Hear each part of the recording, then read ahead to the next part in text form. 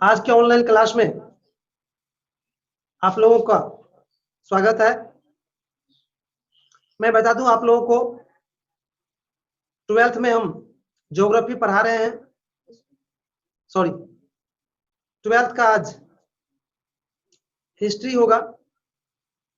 हमने पिछले क्लास में हिस्ट्री के इकाई 6 का कुछ भाग पढ़ाए थे। लास्ट में हमने तंत्रवाद के उदय के कारण पढ़ाए थे और उसमें से क्या क्या कारण है हमने लिखा दिए थे, लेकिन उसको समझाए नहीं थे। 1 मिनट टाइम देकर आज समझ लीजिए।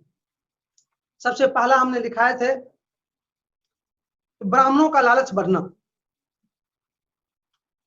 मेरे भाई, तंत्रवाद का उदय का मूल आधार ब्राह्मणों का लालच ही है। ब्राह्मण भाई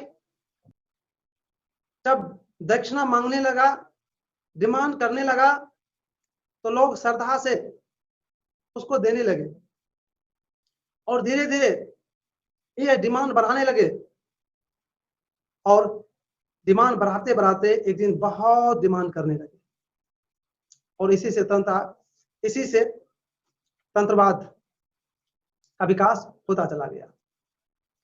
दूसरा था दान दक्षिणा देने की प्रथा चरम सीमा पर पहुंचना।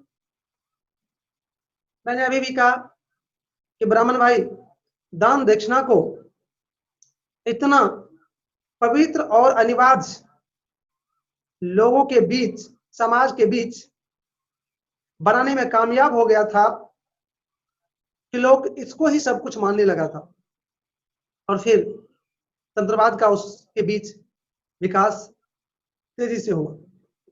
अगला था ब्राह्मणों को दान में भूमि दिए जाने की प्रथा शुरू होना। जब ब्राह्मणों को दान में भूमि दिए जाने लगा, तब क्या हुआ, तो ब्राह्मण पहले एक स्थान पर थे, एक बस्ती में थे। अब जहां भूमि मिलता था वहां जाकर बस गया और फिर उसके बगल के बस्ती को वो अपने प्रकोप में लेना शुरू कर दिया और फिर उस बगल के बस्ती को भी तंत्रवादी बना दिया। पूजा पाठ ही सब कुछ है, इसी से ही मोक्ष की प्राप्ति होती है, इस पर खर्च करने से ही आपको सब कुछ मिल सकता है। ऐसी धारणाएं वहां पर उपस्थित करने लगा। इससे तंत्रवाद का विकास हुआ। चौथा था समाज में शिक्षा की कमी।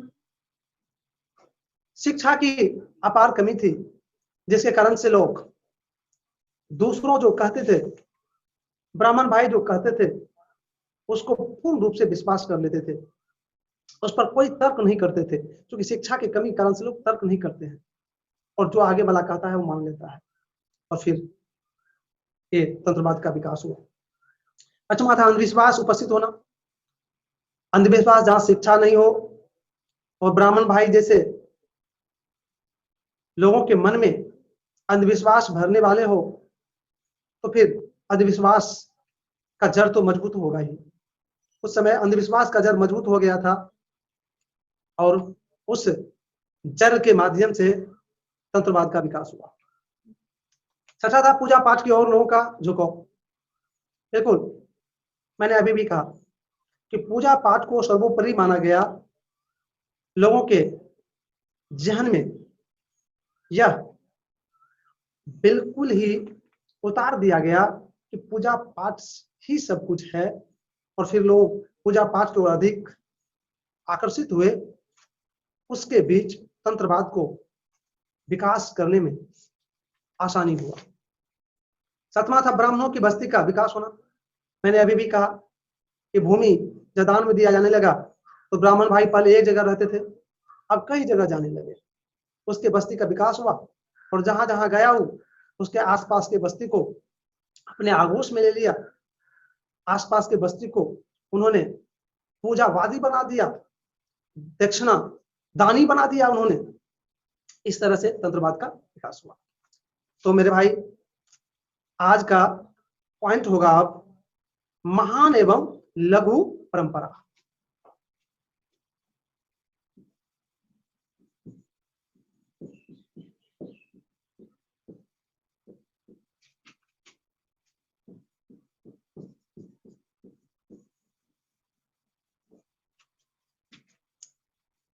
इसको पहले आप लोग समझ लीजिए, उसके बाद हम लिखाएंगे। मेरे भाई, ये दोनों शब्द महान और लघु परंपरा, तीनों का पहले हम अलग अलग विश्लेषण कर लेते हैं। महान मतलब होता है काफी ऊपर, वैल्यूबल, और लघु मतलब होता है छोटा, कम वैल्यूबल। परंपरा का मतलब होता है कोई प्रथा जो चलती है, लंबे समय से जो कोई प्रथा चली आ रही है, वही परंपरा हमारी होती है। तो आपको इस पॉइंट में महान एवं लघु परंपरा है क्या, इसको पढ़ना है। मैं बता दूं पहले, इस शब्द का प्रयोग 12वीं शताब्दी में हुआ है, और इस शब्द का प्रयोग एक बहुत बड़े व्यक्ति किया है, जिसका नाम हम बता दूं आप लोगों को, उसका नाम था रेडफील्ड नाम था। उन्होंने इस शब्द का प्रयोग किस लिए किया था वो भी जान लीजिए। इन दोनों शब्द का प्रयोग उन्होंने समाज के बीच किसानों एवं आम लोग जो थे उसके आचरणों, विचारों को व्यक्त करने के लिए किया था। उन्होंने राजाओं, पुरोहितों एवं उच्च वर्ग के जो लोग थे समाज में, उसके जो रीति रिवाज थे, धार्मिक प्रथा थे, उसके लिए उन्होंने महान शब्द का प्रयोग किया था, महान परंपरा। अर्थात उसके बीच जो परंपरा उपस्थित थी पूजा करने की, कोई प्रथा उपस्थित थी, उन प्रथा, उन पूजा के तकनीक को बहुत ऊपर स्थान दिया, अर्थात उसको महान परंपरा कहा। और नीचे तबके के लोग अर्थात छोटे किसान के जो रीति रिवाज थे, पूजा करने का जो स्टाइल था, नियम था, कानून था, उसको लघु परंपरा कहा, मतलब छोटा प्रथा, नीच प्रथा कहा गया है। तो शायद आप इस बातों से लघु एवं महान परंपरा को समझ गए होंगे। अब इसको आप लोग नोट कर लीजिए। इन दोनों शब्दों का प्रयोग सर्वप्रथम 20वीं शताब्दी में समाजशास्त्री रॉबर्ट, अभी भी लिखा है भी थे, रॉबर्ट रेडफील्ड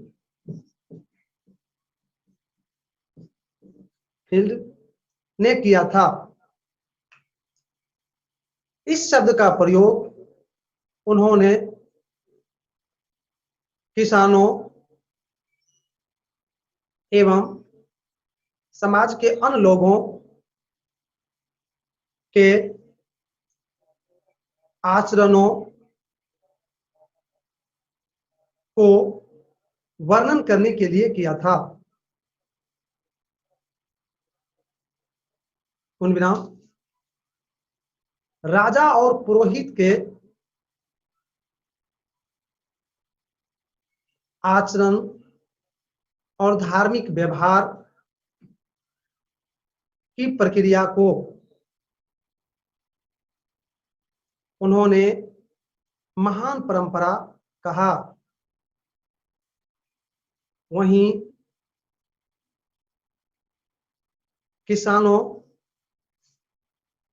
और नीचे तबके के लोगों के व्यवहारों,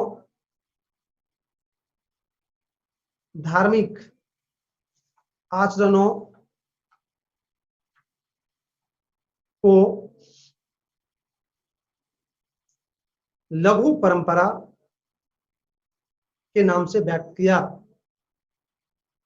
इस तरह से हमने महान एवं लघु परंपरा को समझाया और लिखाया भी। अब अगर इसमें किसी तरह का दिक्कत है तो आप क्वेश्चन कर सकते हैं। सर नीचे तबके का अर्थ क्या होता है? आवाज दो। नीचे तबके का अर्थ क्या होता है सर? नीचे तबके का मतलब होता है समाज के बीच जो गरीब लोग हैं, जो निम्न स्तर के लोग हैं, उसी को नीचे तबके के लोग कहते हैं। अगला,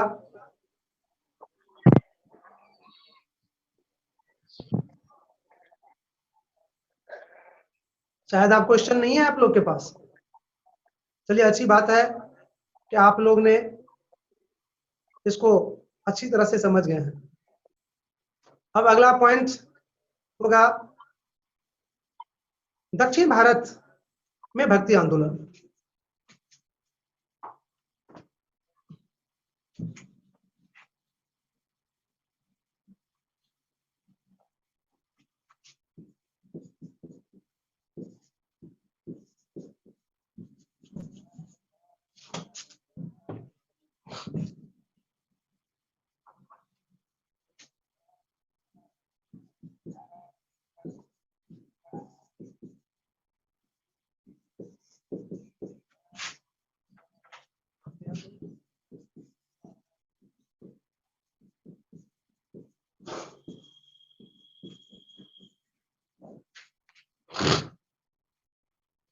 अब अगला पॉइंट होगा दक्षिण भारत में भक्ति आंदोलन। तो इसको भी पहले समझ लीजिए। दक्षिण भारत में 8वीं से 18वीं शताब्दी के बीच जो भक्ति का रूप रंग है उसको इस पॉइंट के अंतर्गत हमें समझना है। मैं बता दूं आप लोग को 8वीं से 18वीं शताब्दी के बीच दक्षिण भारत में भक्ति आंदोलन या भक्ति के अंतर्गत जो बदलाव हुआ है उसमें दो पहलू को देखा गया मुख्य रूप से, एक अलवार और नैनार। तो इसमें हम इन दोनों को पढ़ेंगे, अर्थात दक्षिणी भारत में भक्ति आंदोलन को बढ़ावा देने के लिए, भक्ति को बढ़ावा देने के लिए, पूजा पाठ को बढ़ावा देने के लिए अलवार और नैनार दो शब्द हैं, इन्हीं को जानना है। तो मैं थोड़ा सा बता दूं अलवार के संबंध में और नैनार के संबंध में संक्षेप में, वैसे डिटेल अभी पढ़ना है। अलवार जो थे वो विष्णु के जो भक्त थे उसको अलवार कहा गया था, अर्थात वो विष्णु का गुणगान किया था। और नैनार जो थे वो शिव का भक्त थे, वह शिव का गुणगान करते थे। अर्थात स्पष्ट हो गया कि विष्णु के भक्त को अलवार और शिव के भक्त को नैनार कहा जाता था। अब पहले हम ये ऊपर वाले लिख लीजिए आप लोग, उसके बाद हम अलवार और नैनार को भी बताएंगे, नोट कीजिए। 8वीं से 18वीं शताब्दी के बीच जो भक्ति का विकास हुआ उसमें अलवार और नैनार संतों का अहम भूमिका है। इन्हीं के द्वारा दक्षिण भारत में भक्ति के स्वरूप को निश्चित किया गया। अब अगला पॉइंट इसी के अंतर्गत है अलवार और नैनार।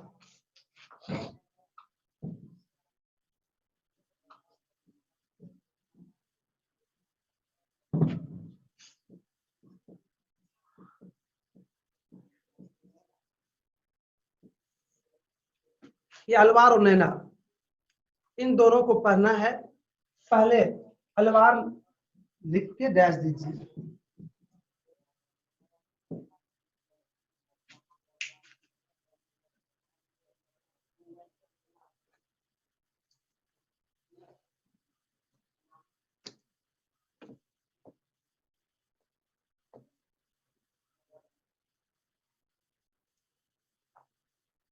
अलवार लिख के डैश दीजिए। एक बार सुन लीजिए पहले। अलवार का शाब्दिक अर्थ होता है ईश्वर के गुणों में गोता लगाना। शाब्दिक अर्थ इससे पहले हमने बताया है आप लोगों को कि किसी भी शब्द का सबसे पहले जिस के लिए उपयोग होता है वही उसका शाब्दिक अर्थ कहलाता है। और गोता मतलब होता है डुबकी लगाना, और डुबकी लगाना मतलब हुआ कि खूब उसमें रम जाना, यही हुआ गोता लगाना। तो मैंने कहा कि अलवार का शाब्दिक अर्थ होता है ईश्वर के गुणों में गोता लगाना। अलवार संत विष्णु के भक्त थे, मैंने अभी भी कहा था विष्णु के भक्त थे। दक्षिण भारत के तमिलनाडु में यह अलवार का जन्म हुआ और यह विष्णु पूजा को व्यापकता प्रदान की। ये लोग विष्णु को बढ़ावा देने वाले, विष्णु एक महान है, इस पर आधारित उन्होंने गीत लिखकर उस गीत को झुंड बनाकर गाते फिरते थे, अर्थात एक स्थान से दूसरे स्थान जा जाकर गीत के माध्यम से विष्णु की भक्ति को बताते थे। और इसके प्रयास से दक्षिण भारत में विष्णु का काफी गुणगान हुआ। तो बच्चे, हमने अलवार क्या है उसको बताया, उसको समझाया। अब इसको नोट कर लीजिए। अलवार का शाब्दिक अर्थ ईश्वर के गुणों में गोता लगाना होता है। अलवार संत विष्णु के उपासक थे। दक्षिण भारत के तमिलनाडु में विष्णु भक्ति को व्यापकता प्रदान की। वे एक स्थान से दूसरे स्थान विष्णु का गुणगान करते हुए भ्रमण करते थे। तो इस तरह से हमने अलवार क्या है और दक्षिणी भारत में भक्ति आंदोलन को इन्होंने किस तरह से प्रभावित किया उसको समझाया और लिखाया भी। अब अगला इसी में पॉइंट का भाग है नैनार।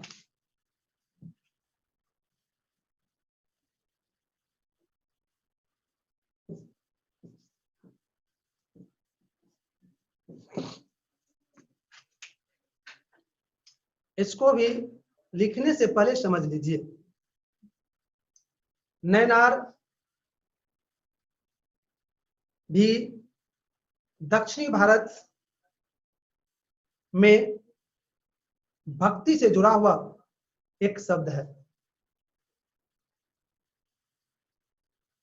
शिव के भक्तों को नैनार कहा गया, अर्थात नैनारों ने शिव भक्ति को दक्षिण भारत में बढ़ावा दिया। इसके प्रयास से शिव की पूजा व्यापक स्तर पर दक्षिण भारत में होने लगा। इससे भक्ति आंदोलन प्रभावित हुआ। अब इसको आप लोग लिख लीजिए। नैनार संत शिव को अपना आराध्य देव मानते थे। नैनारों ने शैव धर्म, ये शैव धर्म को जन्म दिया और उसे व्यापकता प्रदान किया। नैनारों ने भी शिव के गुणगान के लिए भजन गाते हुए एक स्थान से दूसरे स्थान जाते थे। इस तरह से हमने नैनार क्या है और इससे दक्षिण भारत में भक्ति आंदोलन पर क्या प्रभाव पड़ा उसको समझाया और लिखाया। अगर आप लोग को इसमें किसी भी तरह की दिक्कत हो तो आप पूछ सकते हैं।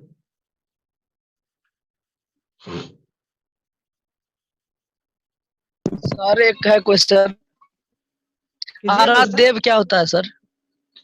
आराध्य देव का आराध्य मतलब देव। हुआ जिसका आप पूजा करते हैं। जैसे आप अगर शिव का पूजा करते हैं तो शिव आपका आराध्य देव हो गया। इसका अगर थोड़ा सा देहाती उदाहरण लीजिएगा तो आपके घर में, एक हिंदू के घर में एक गोसाई होता है, किसी का गहील तो किसी का काली। तो वह काली या गहील या अन्य जो गोसाई होता है वही उसका आराध्य देव हो जाता है। यस। और कोई? जी कीजिए क्वेश्चन। हाँ पूजा बोलो। सर शैव धर्म किसे कहते हैं? शैव धर्म उस धर्म को कहा गया जो शिव के उपासक द्वारा या शिव के समर्थक द्वारा जन्म दिया गया था, उसको शैव धर्म कहा गया। अर्थात शिव के हर जो नियम कायदा है उसी को मानने वाले अब शैव धर्म वाले कहलाते हैं। और कोई? आचरण का मतलब सर? हाँ, आचरण, आपके जो व्यवहार है ना वही जी। आपका आचरण कहलाता है।